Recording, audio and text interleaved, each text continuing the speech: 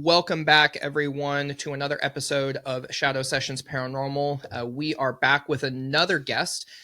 We're all wearing the same clothes because we decided to film 4 episodes in one day. So don't judge us. We do laundry. We're not stinky people. But we decided to be smart with the time, record several guests. Our guest currently is Bree. She is from Spooky Happy Hour. She connected with Olivia at MadCon? Was it at Madison or was it before? No, we met before Madison. Before MadCon, but we met at Madison. Yes, sometime in the Haunted summer. Nights event. At a Haunted Nights event, yeah. Yes. I was like, wait, where did I meet you again? Perfect. Well, but Bree had Olivia and I on her podcast, Spooky Happy Hour. It was such a great time. We had a lot of fun, and we figured what better way to support another podcaster than by having her on our show. So from the 48 subscribers that are Shadow Sessions Paranormal, we welcome you, and welcome, Bree. Let's dive into it. Yeah, thanks for having me here. Do you want to show everybody what you're wearing right now? So, new merch drop as of yesterday. So it would have been like January 23rd. These are running for 2 weeks. So, new logo, equaled new merch. And it's the first time that I've had any. And I don't think that I ever even thought about having them until someone asked me about it. And I was like, would people want to do that? Is that a thing that people would want to do? And then I got so many more sales than I thought that I would, and I was like, this is a cute design. Okay. Yeah. I know that you said that you put a lot of thought into the design because you changed your logo. Do you want to explain why you did the logo change? Yeah, I think when I first started out, we were trying to cultivate more of like a bar scene because it's happy hour, right? Spooky happy hour. Yeah. But really, it was less about the environment per se, like the bar part or like the alcohol part of it. But it was more of what does that time represent? And to me, it's more about connectivity, right? What you share over a couple margaritas on a Tuesday with your friends, it's you end up getting you're talking about real life type of things. And so I was like, oh, it's the community, it's the connection for me. And so I started thinking more about what does connection mean to me? So just coming into more of my femininity and the things that I love, and I have more of a relationship with myself that's spiritual now, and a lot of that is guided by the moon and its phases and the energy that it puts out. So that's why there's a lot of moon references in the logo, and just some of the branches just remind me of nature, and I feel that's where I feel most myself, and very small in the world. I feel all of us really want to feel big and impactful, but I really like the moments when I feel about this big, and I realize that there's so much. I'm a tiny speck in the universe. Yeah. That's cool. I like how you kind of explained how you kind of came up with the Spooky Happy Hour. It's a much cooler way to come up with your name and your branding than what we did. I just plugged it into Chat GPT and was like, give me something cool and something spooky. And then we kind of went back and forth and figured it out, and we kind of landed on Shadow Sessions Paranormal. And I can say it completely fine, but Caleb and Olivia kind of have a little bit of an issue. So we were able to condense it down to SSP, which is still kind of cool. It's hey. Shadow Sessions Paranormal 3 times fast. We're not even going to get into that. We're not even going to get into that. Can't. I really wanted haunted happy hour because I like the 3H alliteration because I'm just a sucker for those, but it was already taken by some New England chick from an Instagram profile where she ate food in Salem and documented it, but hasn't posted since 2013 or some shit.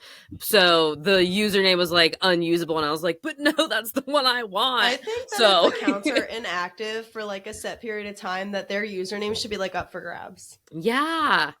I'm dude, you stole my whole idea, and you're not even using it well. Now I have to rewrite. Now I have to rewrite my whole life. Spooky happy hour though, because not everything is haunted that you talk about.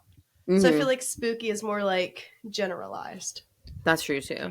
I mean, it was definitely getting there for a reason. But also, going back to your merch really fast, we will have, it's on Bonfire, correct? Right. Which we love Bonfire. That's what we do everything through. It's so easy to work with. That was crazy. I mean, after a quick tutorial from Courtney, then I understood what I was doing. Yeah. It's so easy. It's so great. But we will link your bonfire in the description as well as on our social medias when we share this too. So beautiful. Hopefully you get more sales. Everything on there is so comfortable too. Yeah. Like I wear those same shirts. Oh yeah. Yeah, I've been like living in this since I got it. I mean, I can't blame you. It shows up pretty fast. I mean, it can be a little pricey depending on like what you're selling, but I mean, you kind of have the ability as the creator or the owner to kind of be like, I want to make a little bit of profit on it because I did devote my time to create it. But I mean, I think what our hoodies are $60. No. Or no, They're less like than that. 40. No. What am I talking about? We get I just bought one. $9. It was like $45. I don't know what I But was you smoking. can set it at cost when you order for yourself, which is nice. Right. Okay. So many benefits to having a platform that literally does everything for you and makes it really easy to make decisions about what is best for your brand. Yeah. And it's cool because you can also add like discount codes. So we've been kind of planning out 2025 and thinking what we want to do. We want to try to go to a couple Paracons. I'm really involved with the Licking County Jail with Darren, and he has talked to us a couple times about he wants to do a para-oddity convention at the jail over like a weekend in July. And we were kind of thinking we want to kind of promote the shadow sessions because he wants to do kind of because he's pretty close with Adam Kimball. So he kind of wants to run it similar to one of the like FCI Con or MadCon, but kind of have it be more open to outside of the paranormal. So oddities and witchcraft and what have you. But we were thinking like, what's going to be the best way to kind of promote the brand? And we can offer like discount codes. So you can go in and say like one of ours is Inner Circle 15. So if you listen to the first 7 minutes of this podcast, you can find out that there's a 15% coupon for our bonfire stuff.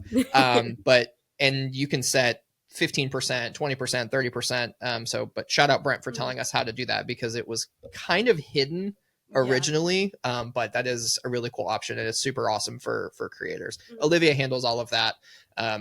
I just buy stuff and give it to people. No, it is. It's really, really convenient. And if you guys are, looking to make a Paracon, I think that there is another one in like, I don't know, some part of Ohio on July 12th. So just don't do that one. I think it's like Crawford, Paracon or Crawford Convention or something. I think the funny thing is that is this same weekend as this Para-Oddities convention that at the jail. Oh, really? Is it the same date? I think so. I think because Kevin Sitch. So have you ever been to the Licking County Jail? Mm-mm.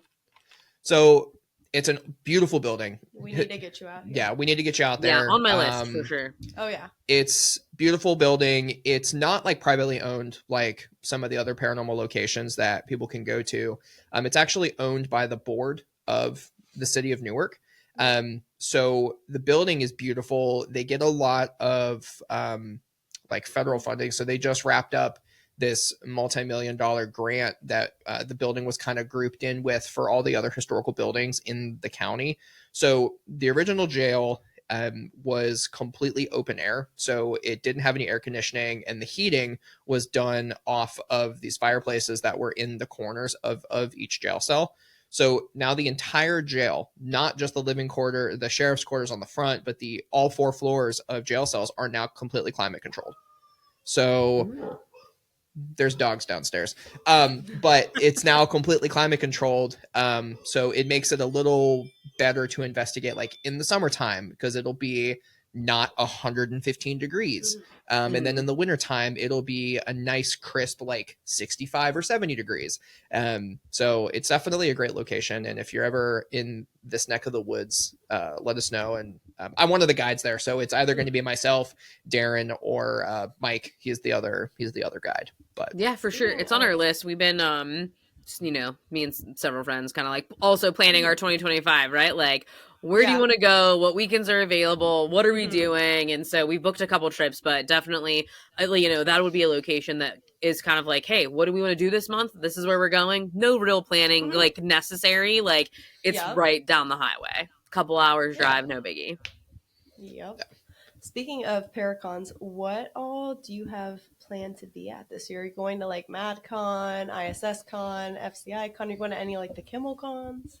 Yeah, I really want to hit up ISS and Billy Creek just because I've never been to either one, and I would really love to just go as a guest. So it's on my list. I decided to skip like some of the other popular conventions like Pennhurst and like New Jersey Para Unity. Like it's kind of like one of those ones for me. It's like I've done them once and I don't like really need to do it again. And then in September, I got a table at MadCon for this year. So Perfect. super excited to, because last year was so fun and I was like, I just want to have my own spot. Like, even if it's just to like sit and hang out and like, I just want to have my own spot to like mingle with everybody. And, so yeah, I was super excited about that. And then there is, a haunted location like literally 5 minutes down the road for me. They were my first paranormal convention last year. It's the Haunted Liberty Theater in Nannylow, Pennsylvania, and they have another one in August that I'll probably be at too. Excellent. We should look into that one. There's lots of things that we need to look into. Oh yeah. But A lot of stuff to plan. There's always so many things. We kind of, since we talked last, we hatched this idea to go to the United Kingdom and ghost hunt. So we are confirmed for 2 locations that we're doing in the UK in August.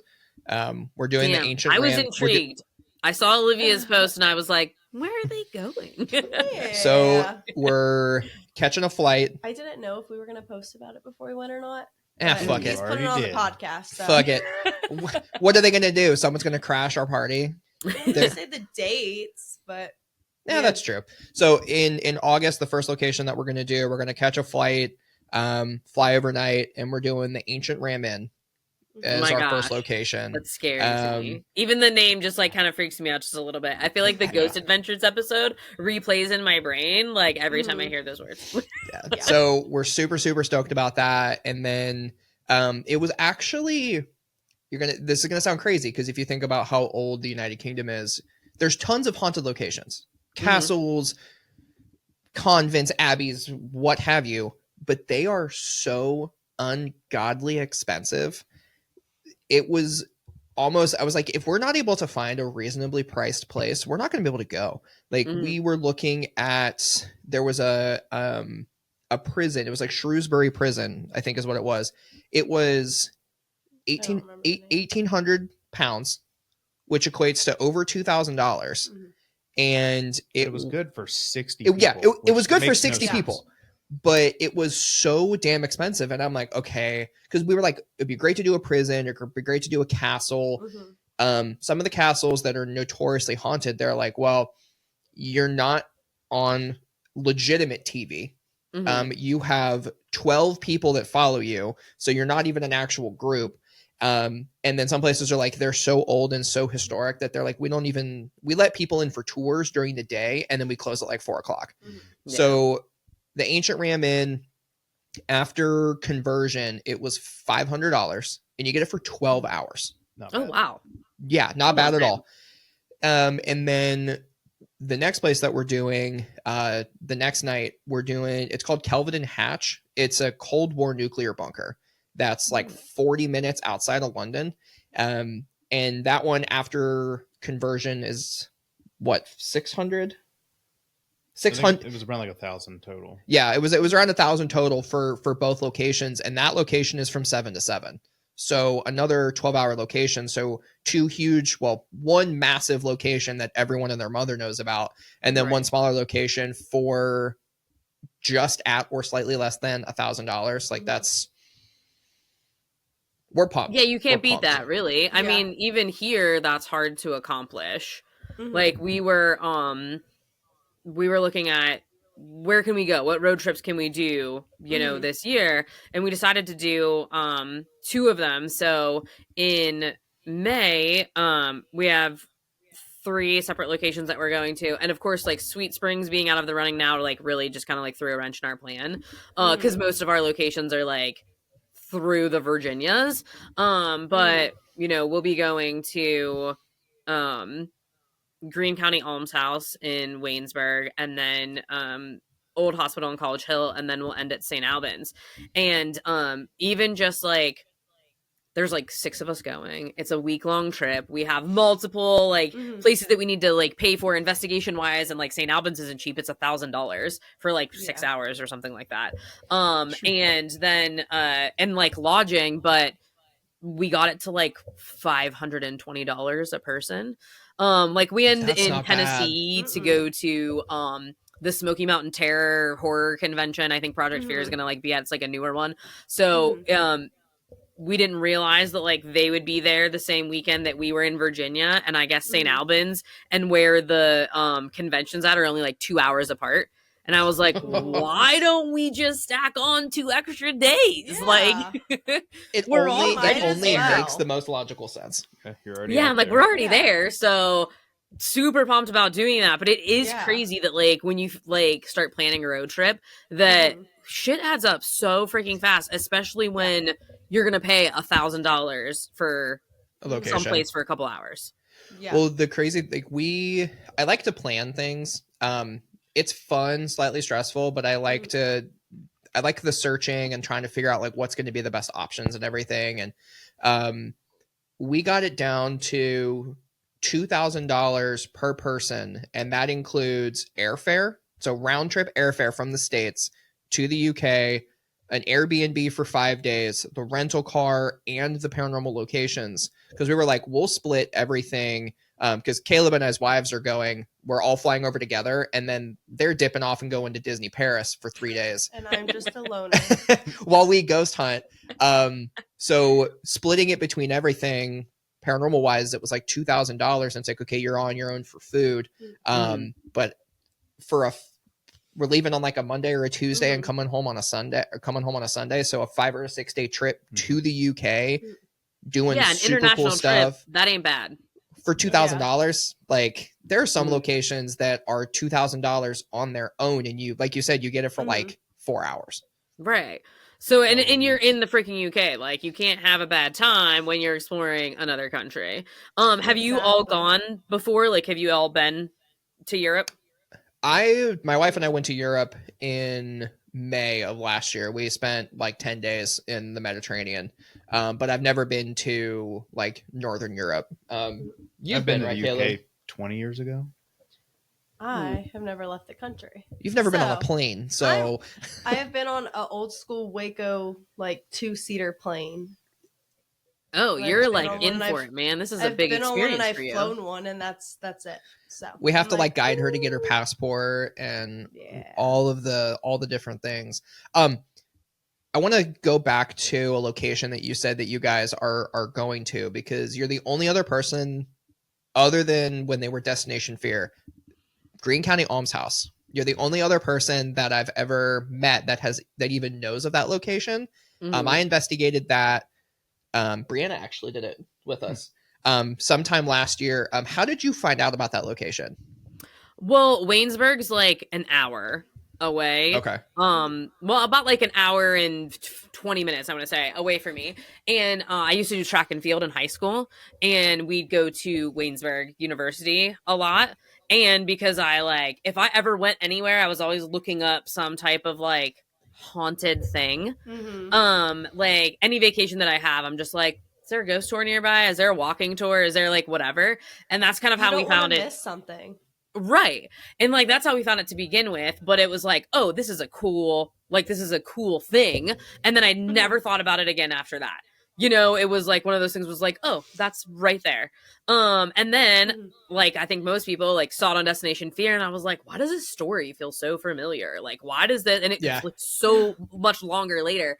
And I was like, oh my God, we've been there. Like we went there, like we checked it out, like we saw what it was all about. And then afterwards, I was actually at Penhurst in May, and I like didn't really stop at like too many vendors, like went and checked it out, but we did like felt like drawn to this one vendor, and she was reading my tarot cards, and she ended up saying something about like Greene County Almshouse, and I was like, weird, do you live nearby, like, you know, in Pennsylvania? So I was like, do you live nearby? And she's like, no, I live like 8 hours away. And I don't even really know how I stumbled on that location, but it was one of the most profound experiences that I had ever had. And then she's telling me about all of these paranormal like phenomena that she had encountered there. And I was like, I must go there at some point. Sticky noted it in the back of my brain. And then when we talked about doing a road trip this summer, I was like, it's close to my house. Like, I have other people like flying in to like take the road trip. So I'm like, let's just do something close by and then, you know, make our way down the East Coast to Tennessee. Yeah.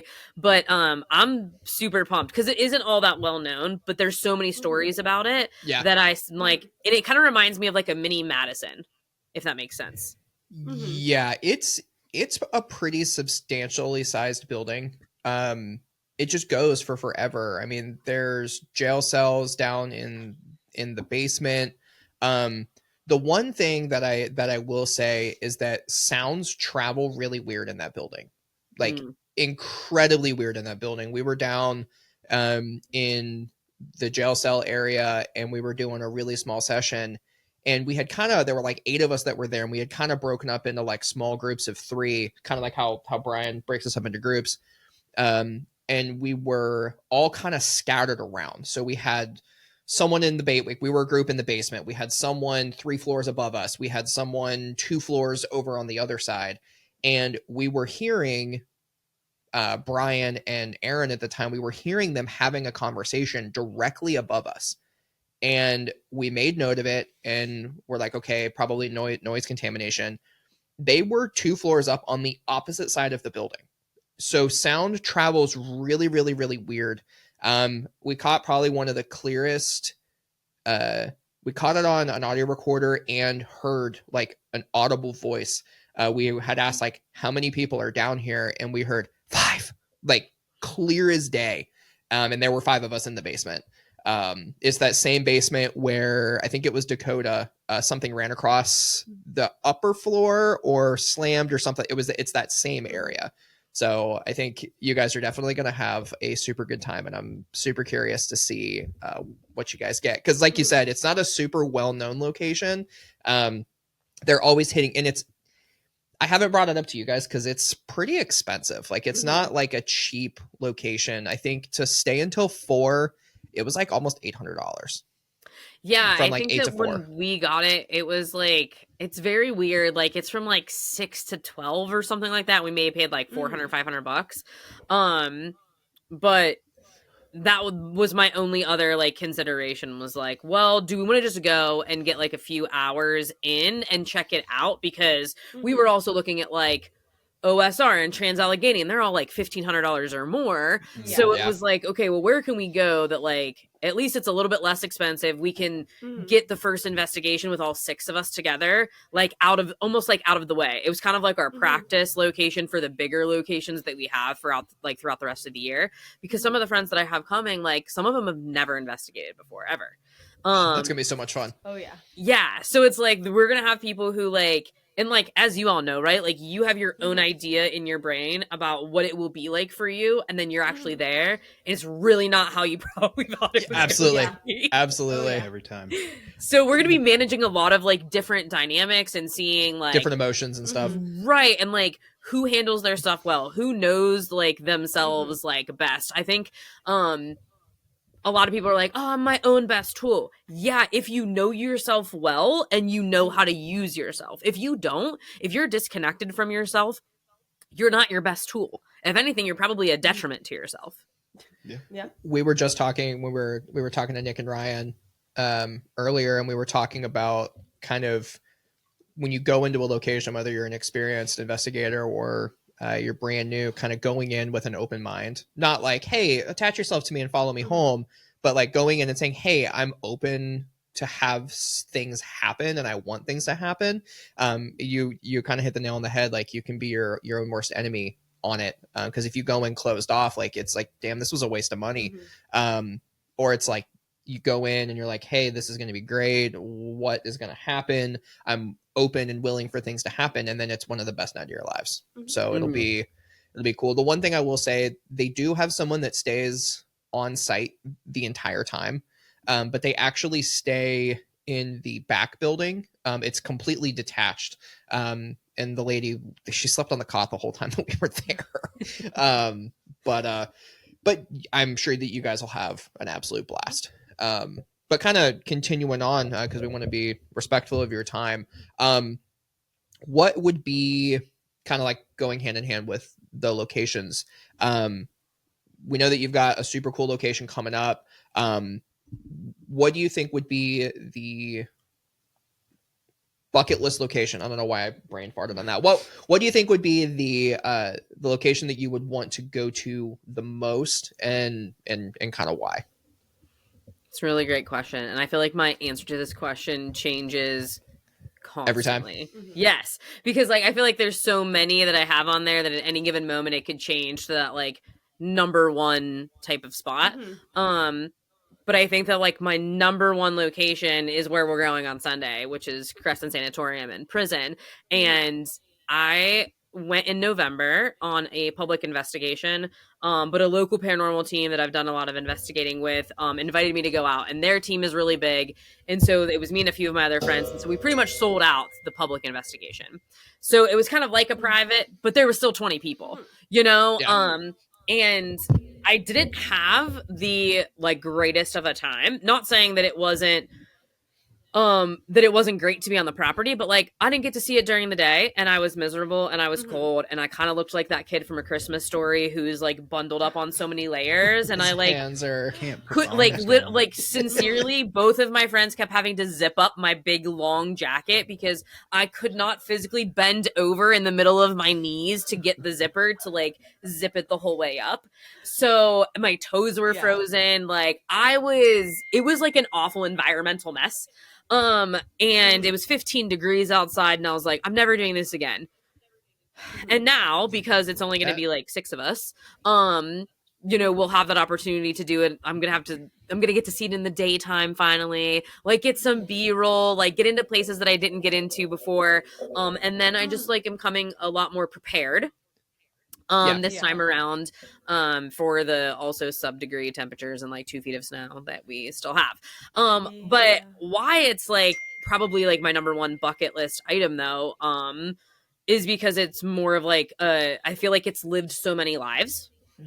So, you know, like when a location has been like turned over into so many different things, I think that it gets like new energy. So there's so many levels of energy to that place, like from the tuberculosis hospital, like the sanatorium, the prison, the asylum. Like it has so many of the locations in one, and it is really like an entire city. So it's just so different than I think all the rest.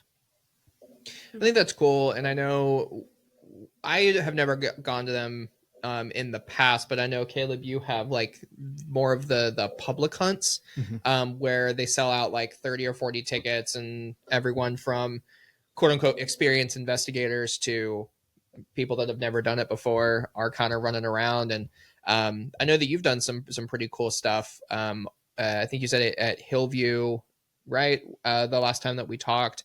I've never been a huge fan because I think the more people, sometimes it can be super positive, but then sometimes there's just too much stuff going on. And there's so many energies that are going on that can really detract or can kind of turn off the spirits. And like, I don't really want to, there's a 18-year-old running around screaming his head off and jumping out and scaring people and being a little asshole. When there's other people like us or you or Paranormal Theory or anyone else that's investigating and they want to get good quality evidence, it's kind of like, part of me is like, it's kind of a waste of money, but I know that some people have some of the craziest nights of their lives when they're doing these public hunts. Well, it's a conundrum too, because like that's the only way that sometimes people can get in. Like my very first investigation was because I could pay $65 and go an hour and a half away to Newcastle and hit up Hillview Manor for 6 hours, and it was so big I was by myself 80% of the time. You know, and it ended up being worth it, but sometimes it's not. I mean, my first thing was I paid $20 to go to FCI, and then I met you, and now look. Yeah. And now I work there. So, I also think that the public hunts too can be like a preview in a way. Like you could pay the money, you can go, especially if it's like relatively close, because then you can go see the place in a public setting, and then maybe you're like, oh my god, this is so worth the money to go investigate, like with the smaller group.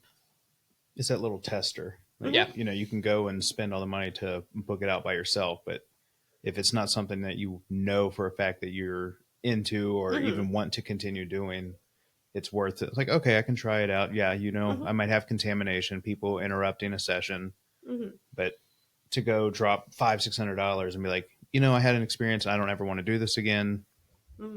Or on the off chance that it's one of those nights where you don't get any activity and you just, drained a lot of money that like you really wanted to have a great experience and then you didn't end up being able to do that. And I think that for that first public investigation at Crescent, like spent $100 and it was obviously in less than ideal situations, but it was kind of one of those things was like, if I don't jump on this now, am I ever going to get the opportunity to be able to do it again? So it was kind of almost like a forced decision to some, capacity. But now with like the ability to go back with Paranormal Theory, who I collaborated with in October for my 34th birthday is when we went to Cambria County Jail.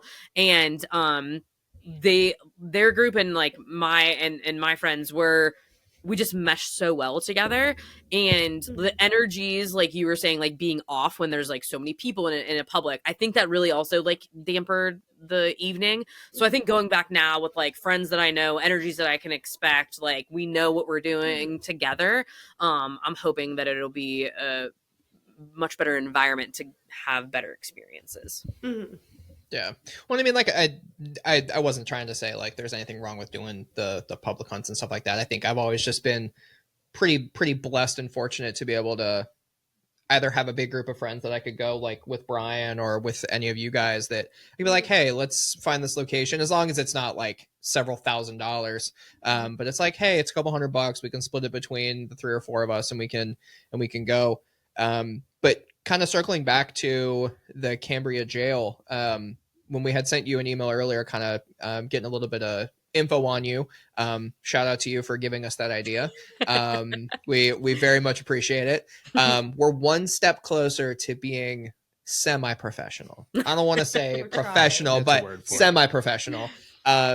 But you said that there was some pretty cool stuff that happened. Do you want to dive into that and tell us why we need to add that to our list of locations that we should go to? Yeah. So the Cambria County Jail sits in Ebensburg, Pennsylvania. It's the county seat. And the jail is about 3 blocks away from my middle school that I went to for grades 6 through 8.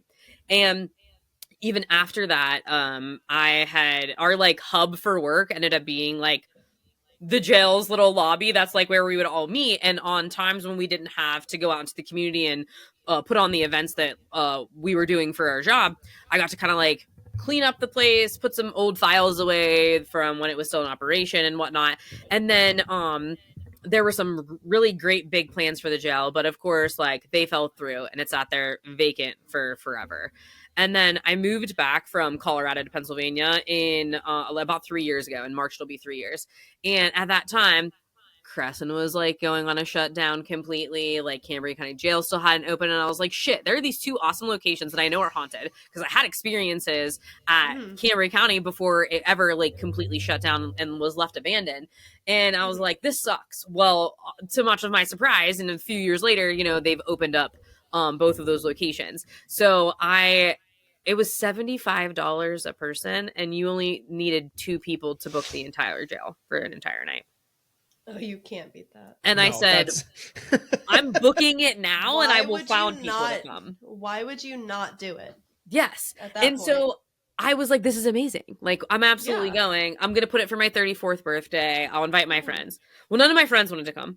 They were like, Bree, you're fucking crazy. Like, I'm not spending almost $100 to like spend the night staying up until 4 a.m. with you. That's not happening. Yeah. And then I met Ryan and Nick and Brent was formerly a part of Paranormal Theory, but he's not anymore. But the 3 of them, I met them at the convention that I did in August. And I had mentioned to them because we like hit it off and I said, do you want to come? They were like, yeah, sure. So they come. And again, I think it was like the energy of our group that really made it, fun. But by the end of the night, they said, hey, if you're going to be in our video for YouTube, you're going to have to participate. So you have to draw out a little ghosty. And if you get that X, you're doing a solo. I'm like, there's so many of us. What's the chances of it being me? Very slim. It's going to definitely be somebody else. And it wasn't. And so they took me to the 4th tier of the like newer part of the jail. And at first they wanted to duct tape the ghost tube seer like VR goggles onto my head so that I couldn't take it off even if I was scared. Duct tape it. And I was like, guys, I feel like we could do something different and still have the same effect. And they were like, yeah, well, no, we're just going to do this. We're going to duct tape you. And I was like, fine, whatever. I'll let you do this weird experiment. So they take me up. And as they're about to like duct tape my legs to the chair, I like said, okay, and maybe not my head, but you can duct tape my legs to the chair. The security guard is on site and like, you know, kind of does rounds while you're investigating, which is annoying. He came and was like, I have these handcuffs. And I was like, nobody asked you, motherfucker. Nobody asked you for your input. Like, so they were like, well, of course. So instead of being duct taped, I was handcuffed to a jail cell and with the Ghost Tube Seer app on my head. So really I can't see. And I know I can't go anywhere. So that was like scary in and of itself. And obviously like the vision or the images that it brings up on those are fucking freaky too. So I don't really like that. Yeah. But as I was sitting there, I knew I had to like keep it together, and I was like, oh my God, they're going to put this on YouTube later. I can't like shit my pants in front of the entire internet, you know? So it's like, I have to kind of keep it together. But the moment that they left me, they only left me for 30 minutes, but the moment that they left me, I heard only 30 minutes, doors slam. I heard like cell doors shutting. I heard footsteps. I literally heard like tables being like drug across the floor. And I knew they were all... Yeah, and I can't see shit. So, and I don't really have like great spatial awareness. So at one moment I think it's over here, and then I think another sound is coming over here. Can't go anywhere and can't see anything. And I was like, they're going to, you know, pick up all of our equipment and put stuff away. Maybe the sound is just traveling really far from like the other side of the jail until me. And I was like, I kept saying over and over again, like in the video, I'm like, that has to be them. This is not paranormal. I don't know if it was just me trying to convince myself that it wasn't paranormal what I was hearing, but I did a really great job of convincing myself. And by the end of it, you can hear me say like, what the fuck? And it was because I could hear somebody on my tier finally, running towards me, and it stopped at my chair. Like I could feel it. Like I could feel it coming. And so that was the like gross. Wildest part. And like all night we had great activity all night. And but I think at the end of it, like after processing the experience, I really think that like, it was just all residual energy. Like as soon as everybody left me and I was handcuffed, it was like the jail just went back to operation as usual. I feel like that the fear always just amplifies everything too. Especially when you can't see. Also, another crazy thing is it's like you find someone that's not a paranormal investigator and you're like, hey, let's go into an abandoned building and I'm going to handcuff you to a cell. They're going to be like, are you insane? Absolutely not. Are you about to then murder you take me? someone like us and then you're like, oh, we're just going to handcuff you. And you might be like, but at the end of the day, you're going to do it. Like paranormal investigators do the craziest shit without any hesitation. We're just like, okay, let's do it. Like, you want to lock me in a cell? You want to handcuff me? You want to leave me alone in an attic? Let's go. Let's put you in a body cooler. Yeah. And close the door. It's really funny. There's probably hasn't been cleaned. There's a definitely doing it when I go to Old Hospital in the summer. Like, I will tell you, and Caleb can also agree, it is probably one of the most comfortable things ever, and it's so odd. It's a metal pan with a flimsy ass little wooden board.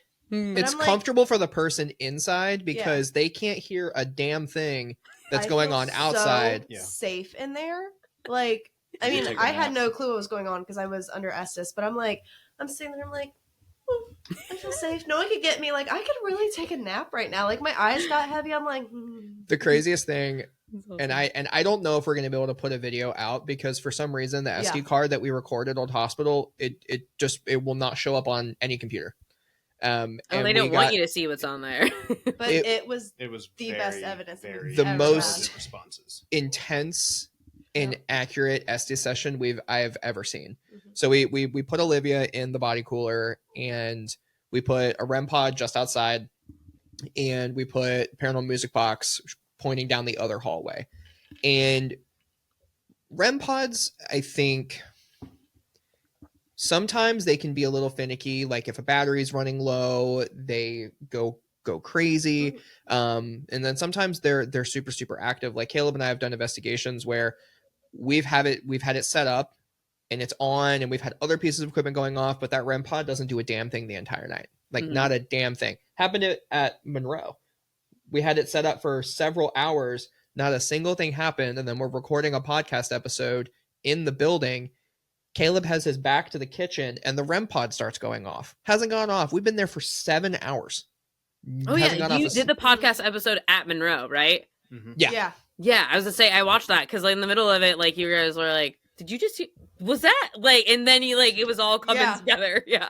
It doesn't help that he was just staring behind me into the dark kitchen the entire time, and I'm like, I'm not turning around. He's like facing us. He's like, guys, what's behind me? And we're like, just you're fine. Yeah. But at Old Hospital, so REM pod's going off like crazy, and it's not just like one color's going off. It's like something is kind of walking around it or like coming up and getting really close. And Caleb, you might have to chime in because some of that stuff I can't remember, but it was going off like crazy. And I'm like, okay, like I'm going to have you step away for a second. Like I'm going to reset it. Like we're trying to debunk it. And like, okay, maybe there's a breeze. Maybe there's something like it's too close to the metal, what have you.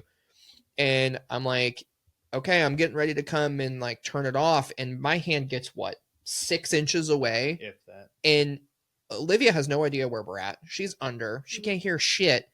And she like yells from the cooler, "Stop! Don't touch that!"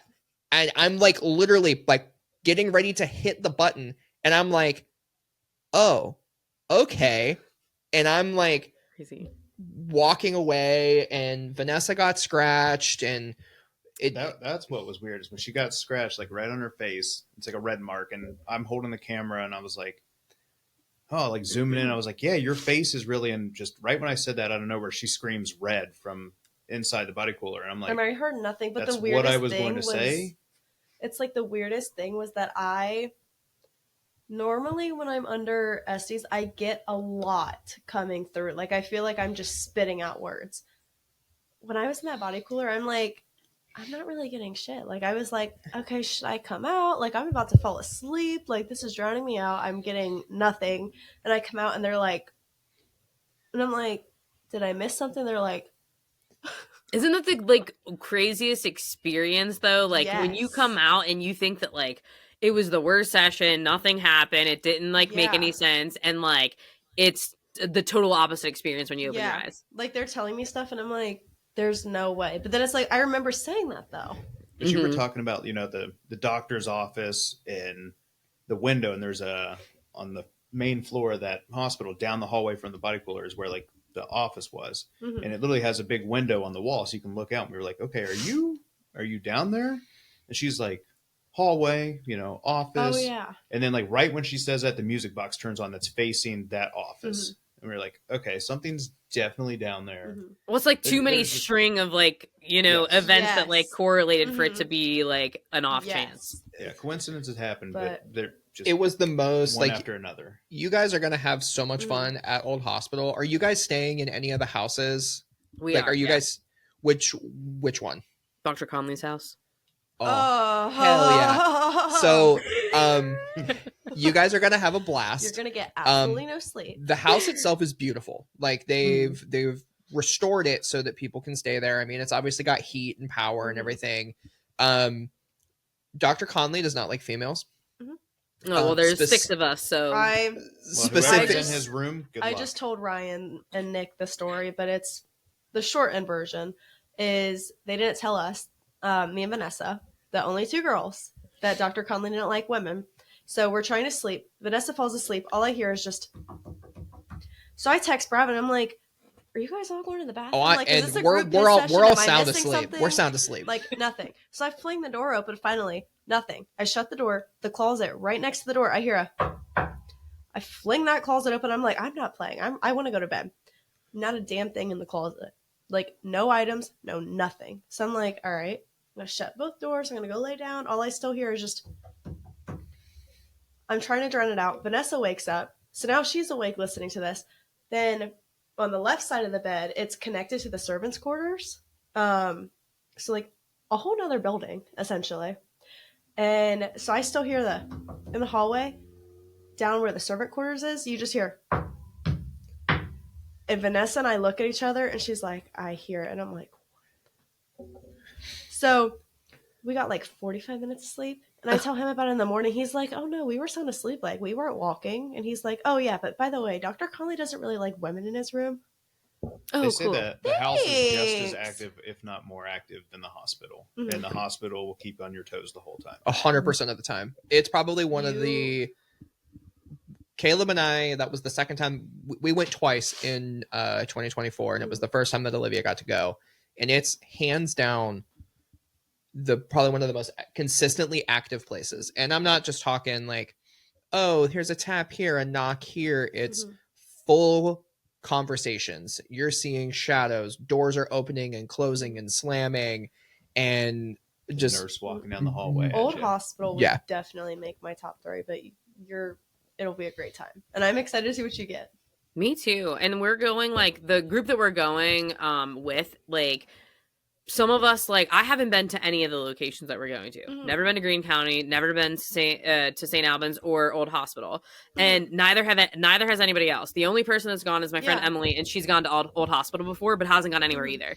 And so, like, even our most, like, I guess experienced, seasoned, whatever, investigators, like, we're all going to straight up new places, and I think that's the one I'm most excited for is Old Hospital, because I've heard your guys' story, like when you guys were chatting with me. I've heard other friends' stories, like, and the things that I've watched on YouTube, TV, whatever, like none of those episodes ever like really disappoint. Like anybody who I've ever talked to that's gone there has a great story that like outranks a bunch of others that they've had. The cool thing is, so the owners, they own the hospital, they own Dr. Conley's house, they own the nurse's cottage, and then they also just, from the time we went the first time to the time we went the second time, there is a synagogue actually on the hill as well. And oh my God, what's the name of the guy that owns it? I can't remember his name. Charlie. So Charlie, he used to be the mayor of the town.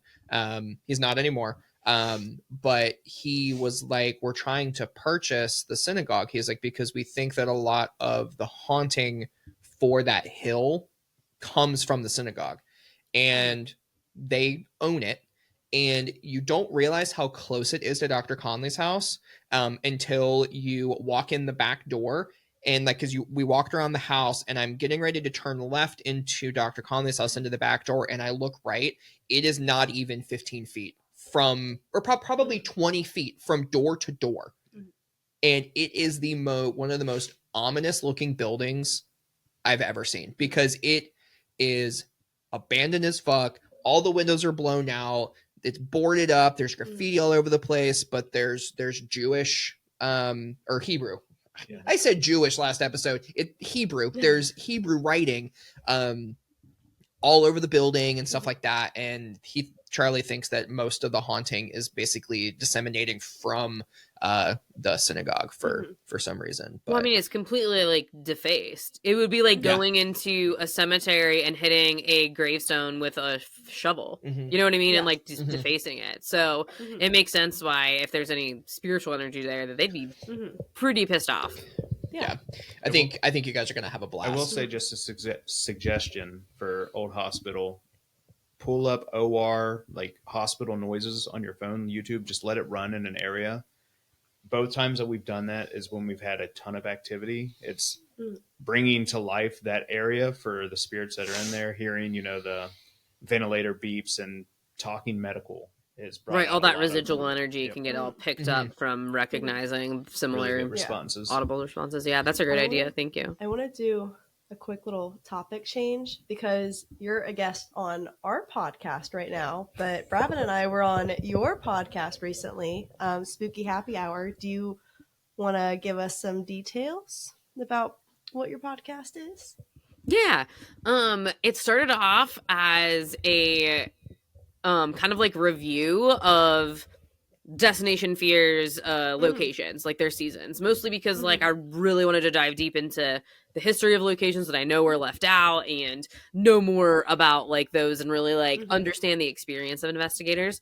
And then after the first season, when my co-host decided like, you know, she wanted to go down a different path, it was kind of left up to me to figure out like, what do I really want to gain out of this? And really I like to just have very deep like conversations, whether it's about like your own personal views or beliefs, or how your childhood shaped like, you know, the reason why you love like paranormal stuff, or your experiences and whatnot. And at that point in time, I was like, I like whenever I'm connecting with people the most.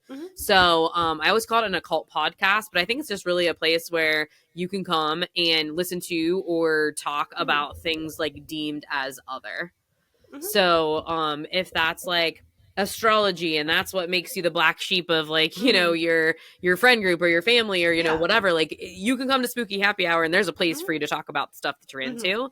And there's a great chance that I'm going to be super interested in it, and other people will too. And that's how I hope to reach different audiences, is that like we all have our stuff that other people like deem as like weird or other, and it's like, no, this is the place where you can totally geek out on all of those things, and I hope to learn something in return. That's really cool, because as much as I love the paranormal field, I feel like there's a lot of division that can happen. And the guys from Paranormal Theory, they were talking to us about kind of how they got going. They haven't been around for too terribly long, but they were like, they started to try to talk to some people to try to join a big group, and they were kind of turned away. They're like, well, you don't investigate the same way that we do. You don't do the same thing. And they're like, well, fuck it. We'll just do our own thing. Which is like, part of it is like unfortunate that they couldn't find like a group, because there's so many groups around.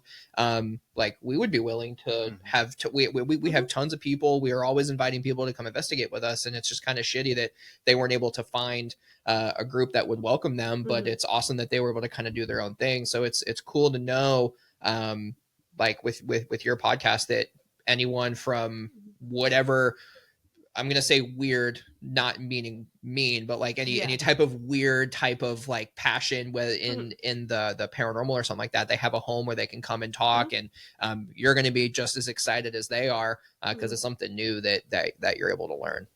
There's not like a right or wrong way to do investigating or anything, really. It's just it all comes down to personal experiences and what you get out of it.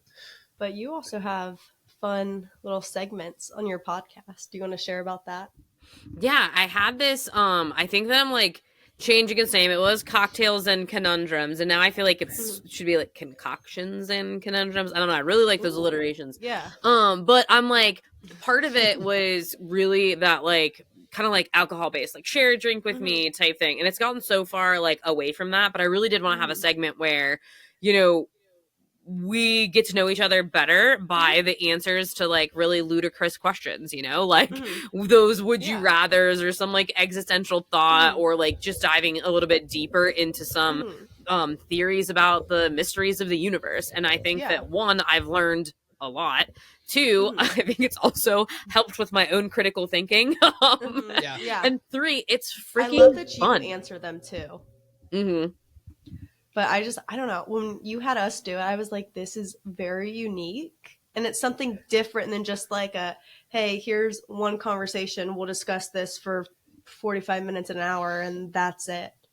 Like you, and I also like too that you send out like the email question list and you get to know us. And it's like, you knew about like our Monroe video. We were like, oh, like she's watched our stuff prior to us being on here. Like you get to know the guests before you have them on, and you're really like personable with everybody.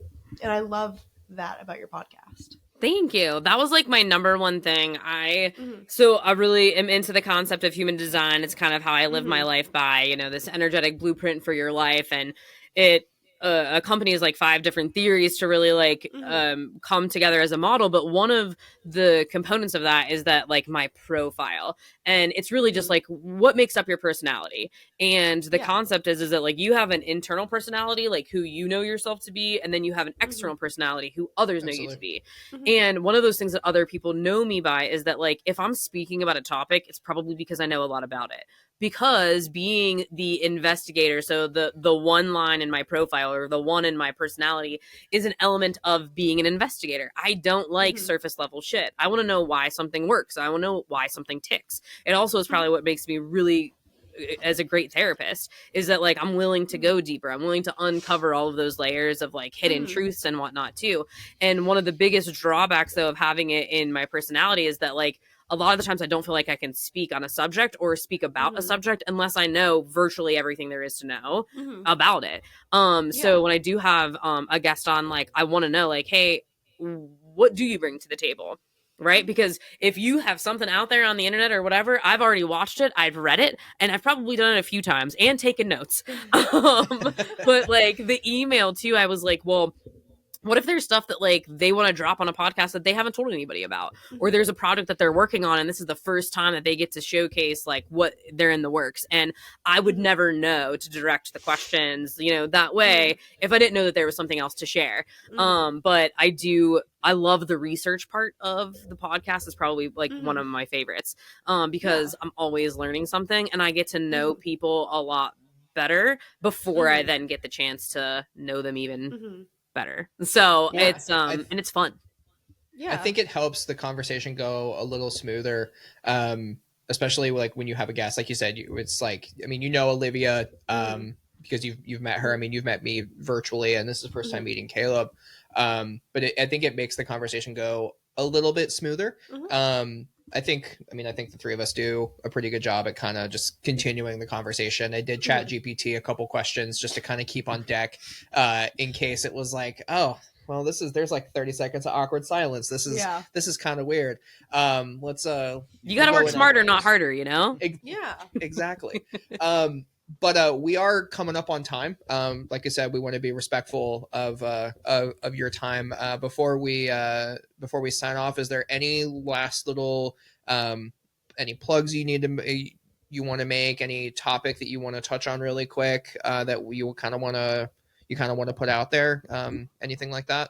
Yeah, sure. I decided to take a pretty long break from like right before Christmas up until now, and it was probably one of the better decisions that I have made, mostly because my creative juices got like flowing. I have a full calendar for the spring of, you know, interviews to come, and I think that like this year is going to be the best year yet. So I hope that, you know, you guys will be a part of it at, you know, several different locations around the country. Hopefully, like I hope you guys are a part of it. And in-person investigating collab going. Yes, absolutely. I think this is the year to do it. Like last year was like the year of travel, and like this year for me, my word is intention. You know, like I'm only doing things that I know that I can put a good intention behind, and anything else is not going to take up the space. So podcasts, maybe not weekly, maybe they're going to be like bi-weekly. You know, I'm stacking up some stuff to have the content, but I'm kind of over the life of like, I must put something out so people have something to listen to, or they're not going to do it anymore. I feel like it's more time to like trust in the universe and know whatever I put out there will find the right ears and the right eyes, and will, you know, grow together. And it's like you want to have fun with it because it's a hobby and you're passionate about it, and you don't want it to feel like a job. You don't get right. Yeah.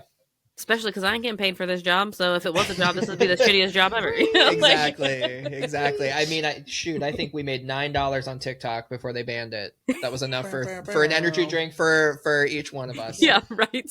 Not including tax. Yeah. But hey, again, Bree, we really, really appreciate you coming on, chatting with us for the last hour. Those of you, the guys that made it all the way to the end, we really appreciate you guys listening. Please give Spooky Happy Hour a follow. All of the information, links to all of her socials are going to be down below. Get a same cute thing. Sweatshirt or t-shirt. Same thing with the link to the bonfire. But Bree, again, thank you so much for jumping on and chatting with us. We'll have to have you again on sometime soon, and maybe we can talk for longer. Hopefully we can let's get a location. Absolutely. I know you got a busy schedule set up and a trip, but hopefully we can get something. everybody Or maybe together. Fairfield would be close. That sounds good to or me. even Madison, because I know that Madison isn't terribly far from you, and I mean, who can pass down Madison? I know, right? We will definitely get together and we will see and each other. We've been to Madison soon. together. We've not investigated it together. We've been at Madison together twice and have not investigated it together. Awesome. Time. Well, I guys, know. thank you again. We're going to go ahead and cut Bree loose and talk to you guys later. See you guys next time on Shadow Sessions Paranormal. Thank you, guys. Thank you.